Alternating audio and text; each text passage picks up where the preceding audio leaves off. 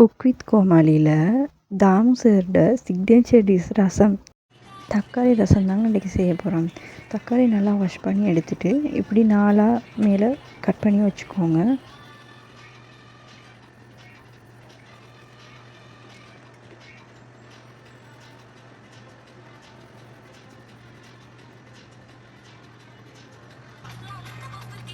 Cut பண்ணி முடிச்சுட்டு ஒரு வானொலி ஒன்றில் வாட்டர் ஆட் பண்ணுங்கள். ஆட் பண்ணிவிட்டு இந்த தக்காளியை போட்டு நல்லா பாயில் பண்ண விடணும்.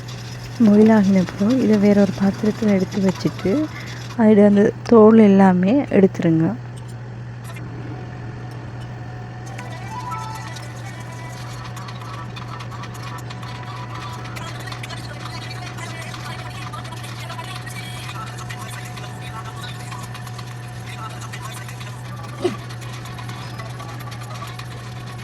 எடுத்துட்டு நல்லா மசிச்சு வச்சுக்கோங்க.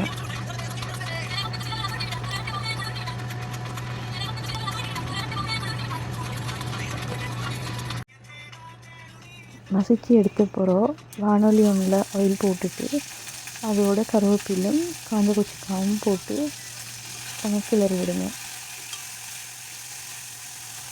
கிளறி விட்டதுக்கு போகிறோம் பெருங்காயத்தூள் கொஞ்சம் ஆட் பண்ணுங்க.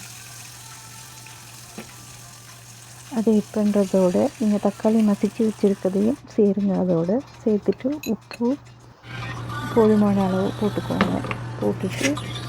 போட்டுட்டு ரசத்துக்கு மெயினான அதாவது வெள்ளைப்பூடு, மிளகு, சீரகம் இது மூண்டையும் போட்டு நல்லா இடிச்சுக்கோங்க.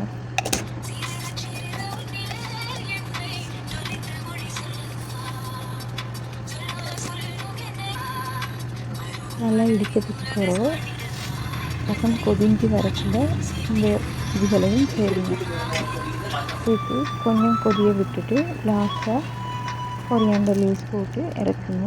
தக்காளி ரசம் ரெடி.